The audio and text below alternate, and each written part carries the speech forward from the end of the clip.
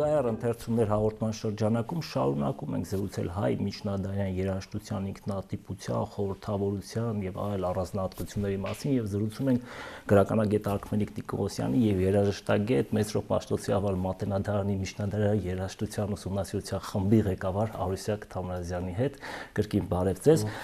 Շատ խորհրդավոր բառերի մասին խոսեցինք նախորդ հաղորդման ընթացքում եւ հատկապես կանգ առանք ձայնի նշանակության որպես երկնքի եւ երկրի կապող այսպես կարեւոր միջոցի մարդու ձայնը մարդուն Աստծուն հասկանալի եւ հասանելի դարձնելու միջոցի եւ այս ճանապարհն իհարկե շատ կարեւոր է շարականները, հետո նաեւ տաղերը եւ իհարկե քննարկում էինք եւ հիմա կրկին կանդրադառնանք թե այդուհանդերձ ինչպես է ընդհանրական ունիվերսալ տեղեկատվությունը ասեմ, խորհուրդները ասեմ ավելի ճիշտ, ինչպես են տեղայնանում, ազգայնանում։ Այ հատկապես գիտենք նարեկացու դեպքում այդպես լինում, բայց իհարկե միջև այդ մեր շարականագիրների գործերը եթե ընթերցենք, կտեսնենք, որ իհարկե այստեղ հայերեն է, որոշակի ազգային շունչ ամեն դեպքում զգացում է, որոշակի թերևս գրական, բանաստեղծական ավանդույթ կա, համենայն դեպս գրականագետները ձգտում են այդ տեսակ բաներ տեսնել։ Ճուտեմ ինչպես երաժշտագետները։ Դե հա, սովորաբար երաժշտագետները փորձում են քննել երևույթները երաժշտական համաբնագրում, գրականագետները գրականության համաբնագրում, բայց հիմա փորձում ենք երկու կողմից մոտենալ։ Կա մի համաբնագիր ծիսական, որի մեջ մենք կարող ենք իսկապես հասկանալ այս երևույթը, գալով նրան, ինչ դուք փորձում եք ձևակերպել որպես ազգային եւ իհարկե առաջին ցուցիչը լեզուն է եւ լեզվի տիրապետում եւ ինչու է նարեկացին մեզ համար այդքան սիրելի, որովհետեւ լեզվի այդ Աստծո բանի երկրպագության եւ նրա անվերջանալի սպասման, այդ անընդմիջելի մերձավորի եւ հեռավորի ժամանակ այդ անհակ քաղցը փափագը փորձել է լեզվաստեղծության եւ այդ լեզվական անվերջանալի հոսքերի միջոցով ստեղծել եւ սա արդեն այսպես կոչված լեզվական մշակույթ է, նրա ինչ մենք անվանում ենք հայկականի բացառիկ մի ընդլայնում է, անվերջանալի ընդլայնում։ Եթե խոսում ենք արդեն Կիլիկյան շրջանի մասին, ներսե շնորհալու եւ իր եղբոր, ապա հստակ մենք տեսնում ենք տեսլական միավորելու քրիստոնեության տարբեր մշակութային գոտիներում, այսպես երկրագնդի գտնվող հայերեն եկեղեցու եւ քրիստոնեական համաբնագրի միջոցով միավորելու ուրեմն եւ սա շատ կարեւոր է, որ կապվում է նաեւ հայկական թագավորության վերականգնման տեսիլի հետ, որտեղ ներսե շնորհալին տաղունի նվիրված Տրթատ թագավորին, որը ավարտվում է աղոթքով, որ Տրթատ թագավորին լուսավորչին, որ ավարտվում է աղոթքով, որ ծնվի նոր նման թագավոր եւ իդեպ ըստ խազերի այս տաղը երկվում է մի շարք այլ տաղերի եղանակով, որ ստեղծել է շնորհալին, որոնցից մեկը օրինակ Քրիստոսի ծննդյան տաղն է եւ Տրթատի տաղում ինքը պատկերում է հոգեվոր բնության Հայաստանի այդ բնության զարթոնքը դարձյալ բնապատկերների միջոցով։ Ուրեմն այս երկուսը ծեսի միջոցով դարձյալ, որտեղ արծարծված խոսքը արդեն ինչ որ եւ այն էլ տարեց տարի արծարծվող խոսքը արդեն իրականություն է, չէ՞ դառնում առնվազն բանական դիեզերքում եւ այս երկուսը ինքը փոխկապակցում է այդ երազանքը հայրենիքի եւ քրիստոնեության լամբրոնացու մոտ առավել եւս քրիստոնեական թագավորության վերականգնումը, սրա երազանքը շատ մեծ դերակատարություն ունեցել նաեւ բացառիկ շնորհալու մոտ լայն մտածողությամբ խաղաղարարական դիրքավորմամբ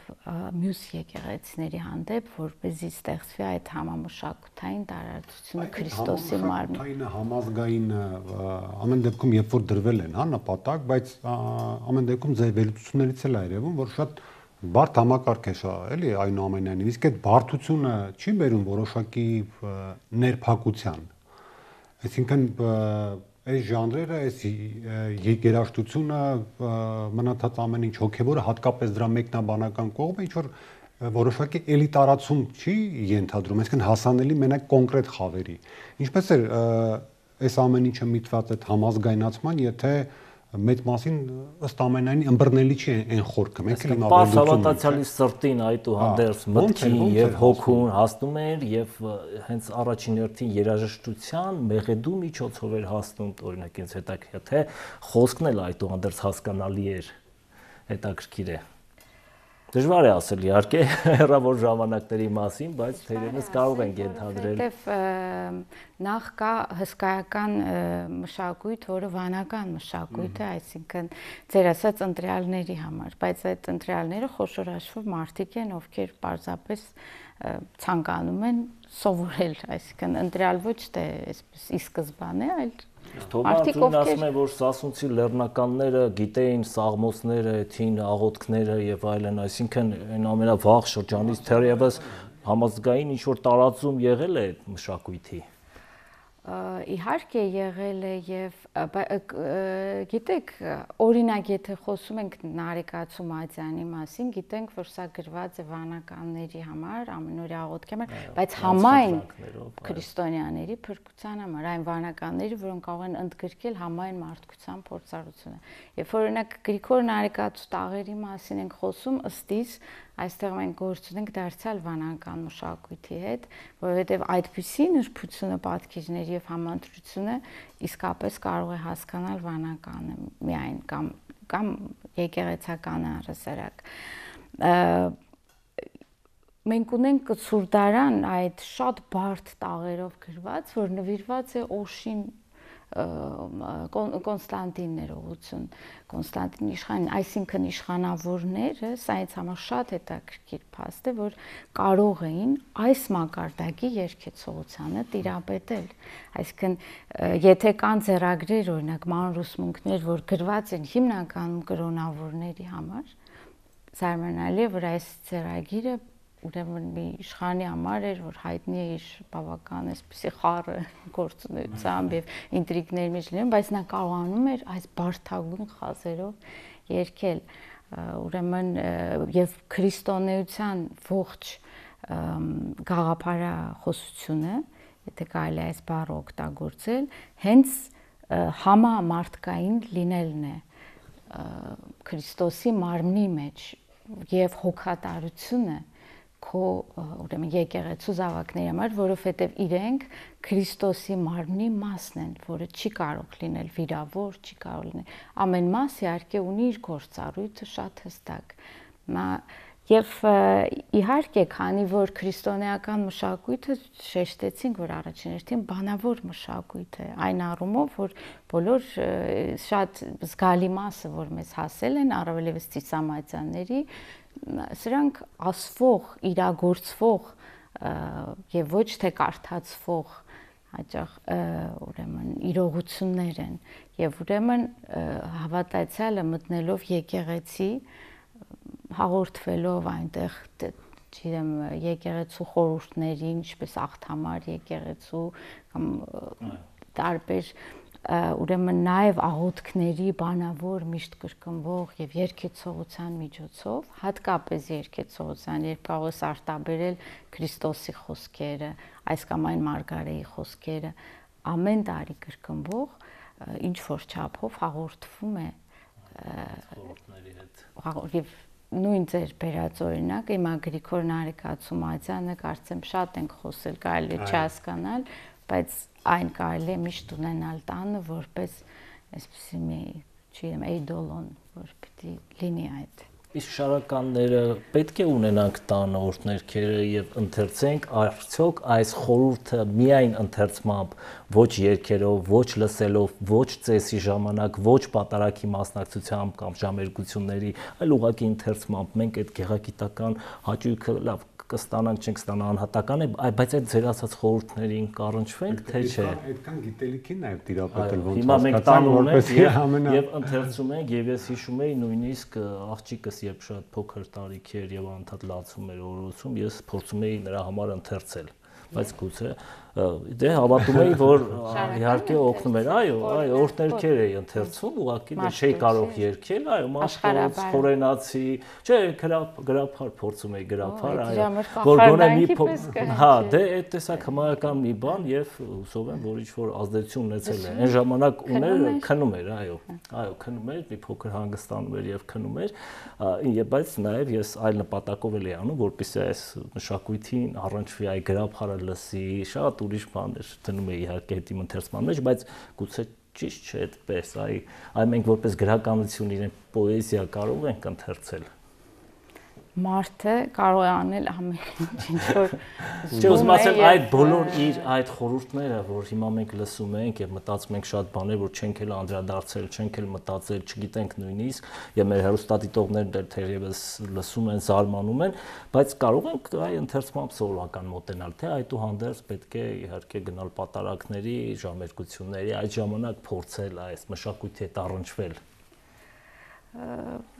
Գիտեք, ինձ թվում է, որ կարելի է գնալ պատարակների, խորհուրդների եւ չառնչվել,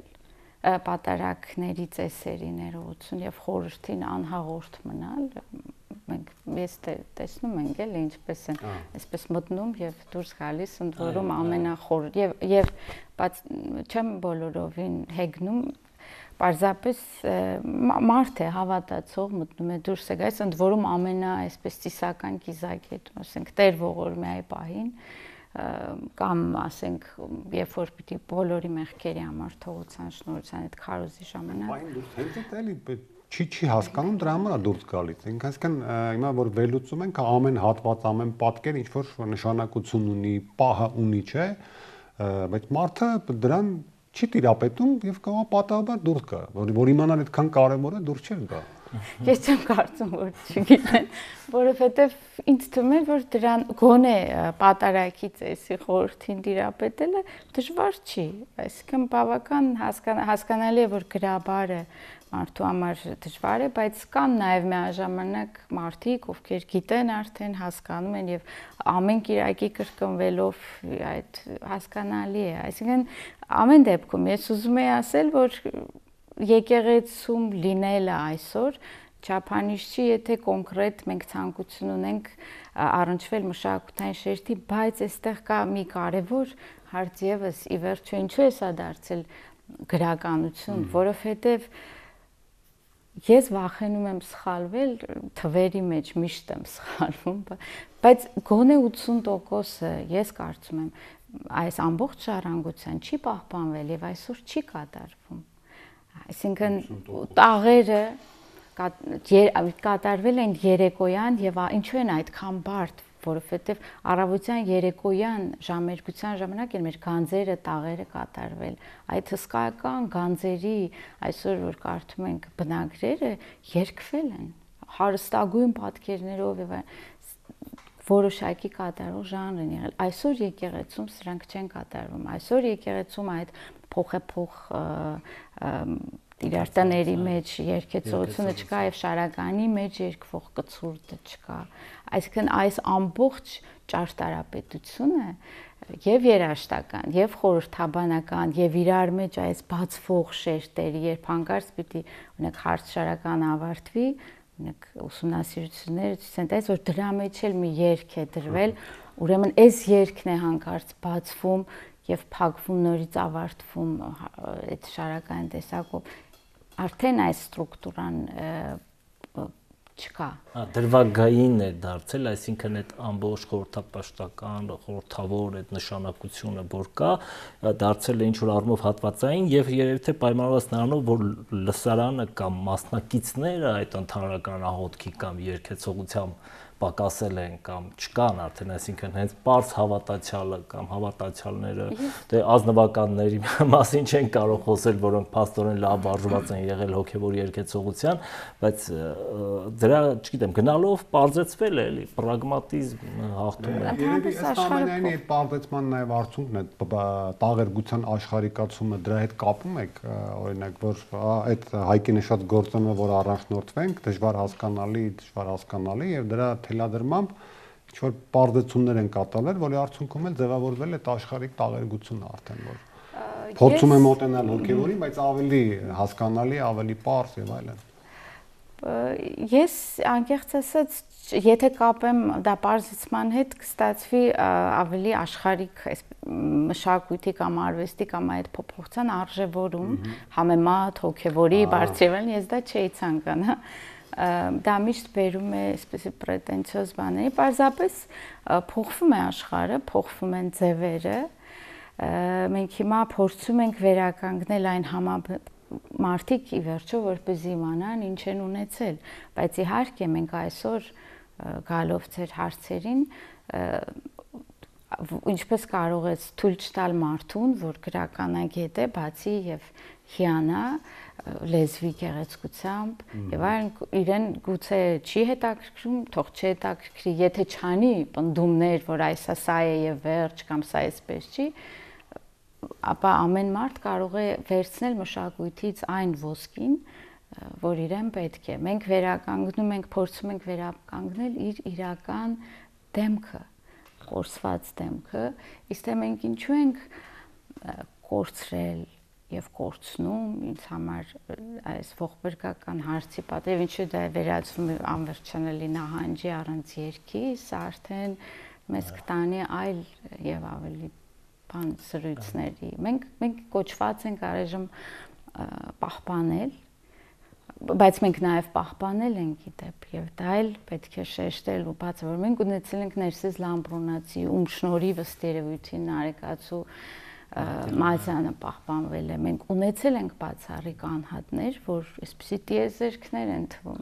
Ներսես Նորելին ինքը եկավ եւ իրենից առաջ ստեղծված այդ ամբողջ այդ նույն շարականային ժառանգությունը համակարգեց շարակնոցը հսկայական քանակությամբ շարականներ ստեղծեց մի նոր տեսակի ըստեյության շարականներ, բայց երգեր, ասենք ժամերգության մեջ դրվող ստեղծեց տաղեր, տաղային միավորները անցնում են 100-ը, բարեկարգեց ծես, այսինքն նա ամբողջ ծիսական կոմպոզիցիաներ է ստեղծել, դարձյալ այդ խորհուրդների միավորման այնպիսի ընթացքով կուլմինացիայով, որը եւս ուսումնասիրված չէ շատ խորությամբ այդ տեսանկյունից, ամբողջ այսպիսի կառույցներ է ստեղծում, ոչ թե պարզապես երգեր, եւ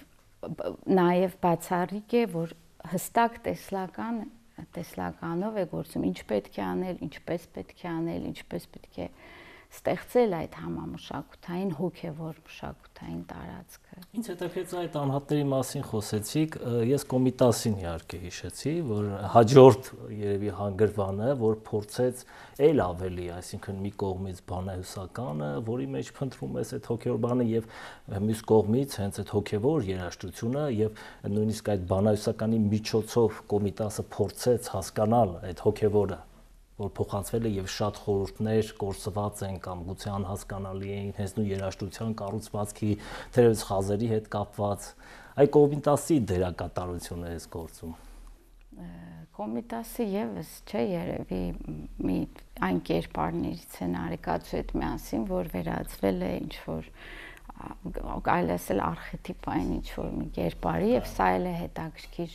ինչու, որովհետեւ ինչու հենց Կոմիտասը, որովհետեւ սա կապված է ժողովրդի հոգևոր կենսագրության հետ կարծում եմ եւ այո ինչ որ դիցաբանականություն է ստացել իր կերպարը, քանի որ Կոմիտասը իր էությամբ ստիս շատ ստեղծագործ անհատ էր, այդ պատճառով իր ուսումնասիրություններում ստեղծագործականությունը եւ գիտականությունը շատ այսպես հատված են եւ այնքան միայն իրեն հատուկ ձևով են ներհոսում մեկից մյուսի մեջ, օրինակ ունի աշխատանքներ, որտեղ փորձել է բառը ինքը իր համար է դա արել, սևագրեր են, բայց փորձել է հասկանալ, թե այս բառի երաժշտական հնչողությունը որն է։ Շատ երբեմն տարօրինակ է թվում, որովհետև իր համար ուրեմն կար մի տիեզերք, որտեղ բառը հնչում էր եւ հատուկ ընտրել է այդպիսի բառեր գավառական բառարանից, եւ ուրեմն փորձել է դրանց երաժշտական մարմնավորումները տալ։ Երբ անդրադառնում է հոգևոր երգերին, դարձյալ ավելի ավետիսներին, ուրեմն թաղման ողբերին, գանձերի տեսակից, այսինքն հենց այն հատվածին, որը սերտորեն առնչվում է այդ ժողովրդական բանահյուսության ժողովրդական երգ հոգևորի եւ ժողովրդականի այդ սահմանին։ Դե կարծում եմ, որ այն ժողովրդականի մեջ է պահպանվել այդ մեղեդիները, չէ՞, որոնք ուծել մենք կորցրել ենք, եւ հոգևոր այդ ինչպես ասեցի վանական ավանդույթում սերնդեսերունդ փոխանցվող ավանդույթի միջոցով, բայց իհարկե նաև ժողովուրդի վերջը ժողովուրդը եկեղեցին ժողովրդի համար եղել է այդ ինչպես սահմանեցինք տարածաժամանակը բացարձակ, որտեղ պետք է բնակվեր իր մարմինը, ոչ միայն հոգին, այլև մարմինը, միտքը, ամեն ինչը եւ պիտի ստեղծվեին այնպիսի ձևեր, որոնք բավարարեին այս բոլոր շերտերին եւ ինչպես երաժշտությունը, որի մեկնություններում ինչու պիտի երաժշտությունը օգտագործվի, միշտ շեշտվում է, որ մարդը մարմնով եւ հոգով է ծառայում Աստծուն, այսինքն միավորված պիտի արտահայտի իր սերը, որի արտահայտիչն է երաժշտությունը, ուրեմն այս միասնության մեջ եւ ժողովրդական երգերում էլ իդեպ շատ գեղեցիկ այսպես բաներ կան, ասես Քրիստոս օրինակ, Քրիստոսի տեսիլն է, մեկ էլ մայրը սկսում է լաց լինել իր որդու համար, որը գերեվարված է, բայց մինչև այդ Քրիստոսից էր խոսում, այսինքն այսպես հետաքրքիր տրանսֆորմացիա է տեղի ունենում իր տեսիլի մեջ, որ վերածվում է որդու ողբի, այն սա շատ հետաքրքիր խաչասերումներ են ժողովրդական կոչվածի եւ հոգեվորի։ Իհարկե սա անսպառ թեմա է, մենք փորձեցինք մի փոքր զրուցել եւ փորձել հասկանալ, այո, մոտենալ, շոշափել ինչ որ ընդհանուր գծեր, շատ շնորհակալություն սիրելի Արուսյակ, կարծում եմ, որ հեռուստադիտողը հետաքրքրվեց, գուցե փոքր-ինչ բարդ կլինի, բայց ամեն դեպքում օրհներքերին, շարականներին, ծեսի ժամանակ կամ հրատարակված տպագրված վիճակում ավելի մեծ ուշադրություն կփորձեն դարձնել